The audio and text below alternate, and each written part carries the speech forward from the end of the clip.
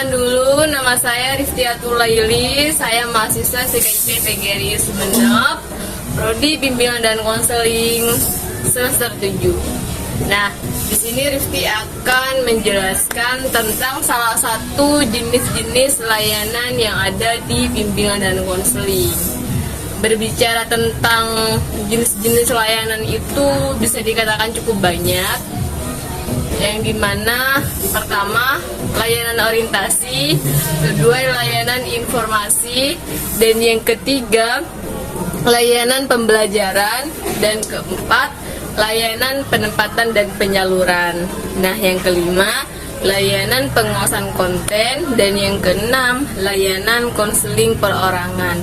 Ketujuh layanan bimbingan kelompok, yang kedelapan layanan konseling kelompok, yang ke-9 yaitu layanan konsultasi, dan yang ke-10 layanan mediasi.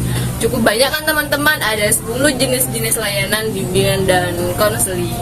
Nah, berhubung di sini Rifti mendapat tugas UAS dari mata kuliah teknologi dalam konseling, yaitu Rifti akan memilih salah satu jenis layanan yang ada di bimbingan dan konseling. Jenis layanan yang Rifti ambil itu yaitu jenis layanan yang pertama, layanan orientasi. Nah, pastinya teman-teman juga penasaran nih apa layanan orientasi. Baik, di sini Rifti langsung saja akan menjelaskan pengertian dari layanan orientasi dan tujuannya itu juga apa. Layanan orientasi itu merupakan layanan bimbingan yang dilakukan untuk memperkenalkan peserta didik terhadap lingkungan baru atau lingkungan yang baru dia kenali.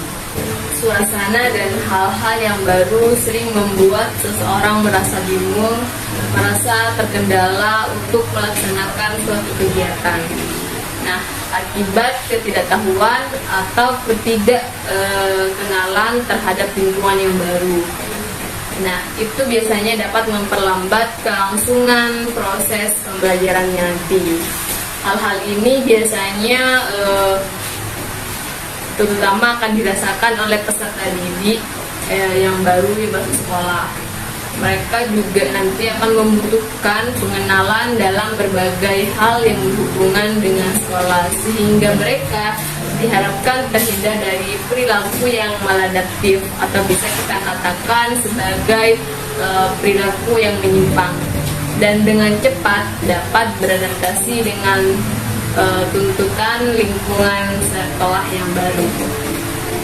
Nah, oleh karena itu, layanan orientasi itu merupakan suatu strategi untuk menjembatani kesenjangan antara individu dengan suasana atau objek-objek yang baru. Nah, semakin cepat peserta itu dapat menyesuaikan diri dengan lingkungannya, maka semakin cepat juga dia nantinya meraih keberhasilan dalam proses pembelajaran. Nah, selain dari pengertian layanan orientasi, di sini juga layanan orientasi mempunyai tujuan. Apa sih tujuannya?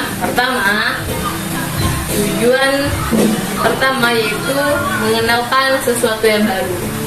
Nah, mengenalkan sesuatu yang baru di sini terdiri dari salah satunya tata tertib. Siswa baru itu harus mengetahui tata tertib yang ada di sekolahnya itu sendiri, guna untuk dia bisa mengenali bisa mengetahui tata tertib, dan dia juga bisa mengikuti aturan-aturan yang ada di sekolah dan tidak menyimpang. Seperti itu. Terus yang kedua itu dalam mengenalkan sesuatu yang baru itu juga terdapat guru atau karyawan. Nah, di sini siswa itu juga sangat dituntut untuk mengetahui semua guru atau karyawan yang ada di sekolah itu, guna untuk lebih mempererat antara murid dengan guru. Terus selanjutnya itu mengenal sesuatu yang baru di fasilitas belajarnya. Salah satunya fasilitas belajar yang ada di sekolah itu, tempat perpustakaannya di mana, terus tempat caranya di mana, terus juga intinya mengenai fasilitas-fasilitas belajar yang ada di sekolah itu. Nah, tujuan yang kedua yaitu memudahkan menyesuaikan diri. Ketika siswa itu nanti bisa mengenali sesuatu yang baru di dalam sekolahnya, maka dia akan lebih mudah menyesuaikan diri dengan lingkungannya atau dengan sekolah barunya. Yang ketiga yaitu mencegah timbulnya permasalahan. Dengan diberikan sebuah layar orientasi terhadap siswa mengenai lingkungan barunya, maka di sini juga kita akan mampu mencegah timbulnya permasalahan-permasalahan yang akan terjadi. Nah, pelaksanaan layanan orientasi itu harus disesuaikan dengan tingkat perkembangan peserta didik. Misalnya peserta didik TK, SD itu berbeda cara pemberian layanannya terhadap siswa SMP, SMA maupun perguruan tinggi. Nah, biasanya kalau untuk anak TK ke SD, peran orang tua ini perlu dilibatkan. Nah, karena mereka itu masih kecil yang belum mandiri, sehingga memerlukan banyak bimbingan secara individual.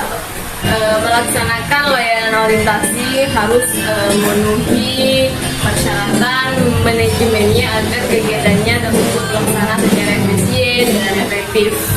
Yang dimaksud dengan manajemen di sini itu memenuhi unsur pertama perencanaan atau bisa disebut dengan planning. Yang kedua yaitu organisasi atau organizing. Yang ketiga pelaksanaan atau piloting, dan yang terakhir penilaian atau evaluasi. Nah, unsur perencanaan di sini meliputi rencana objek atau materi apa yang akan diorientasikan. Terus apa alasan kita memilih objek tersebut. Terus untuk siapa saja kegiatan ini dan siapa saja yang akan terlibat dalam kegiatan ini. Nah, di mana sih objek kegiatan tersebut yang akan dilakukan dan kapan akan dilaksanakan. Dalam perencanaan juga perlu mempertimbangkan berbagai hal, baik aspek kondisi internal dan maupun eksternal. Nah, kinerja guru BK dalam menyelenggarakan orientasi studi siswa itu yang pertama di sini guru BK menjelaskan pengertian atau tujuan kegunaan dari kegiatan orientasi studi kepada personal sekolah atau siswa dan orang tua. Yang kedua di sini juga guru BK menyusun program orientasi studi siswa, program apa saja yang akan diberikan kepada siswa. Terus yang ketiga yaitu menyiapkan materi dan peralatan yang diperlukan dalam kegiatan orientasi ini. Apa saja materi atau peralatan yang kita butuhkan dalam menyampaikan atau dalam melakukan kegiatan orientasi tersebut. Terus yang keempat, mengkonsultasikan program studi siswa kepada pimpinan sekolah dan pihak-pihak yang terkait. Jadi bukan hanya semata-merta kegiatan orientasi ini dilakukan oleh bimbingan dan konseling, namun juga ada yang namanya pengkonsultasian. Ini biasanya dikonsultasikan terhadap ketua sekolah atau kepala sekolah.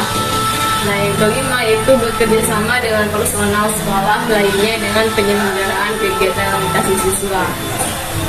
Di sini juga bukan hanya seorang bimbingan dan konseling yang bekerja dalam kegiatan ini, namun juga guru bimbingan dan konseling itu bekerja sama dengan pihak-pihak sekolah yang ada di sekolah tersebut. Terus yang keenam, memantau dan menilai penyelenggaraan orientasi studi siswa. Ketika suatu kegiatan orientasi itu dilaksanakan, namun di sini guru BK juga tidak memberikan suatu kebebasan terhadap mereka, tapi juga memantaunya dan menilai bagaimana penyelenggaraan orientasi ini berhasil atau tidaknya. Terus yang ketujuh yaitu menyusun laporan kegiatan orientasi studi siswa yang telah dilaksanakan dan menyampaikan kepada pimpinan sekolah. Nah, ketika guru bimbingan dan konseling itu sudah menyusun laporan dari kegiatan orientasi itu, di sini kita harus disampaikan hasil laporannya itu kepada pimpinan sekolah, seperti itu.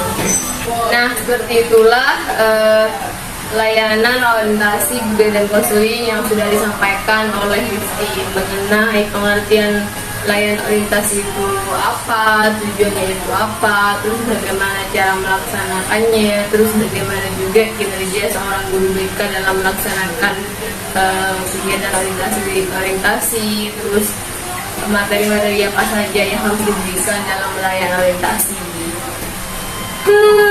Cukup sekian saja jelasan dari saya, kurang lebihnya mohon maaf. Wassalamualaikum warahmatullahi wabarakatuh.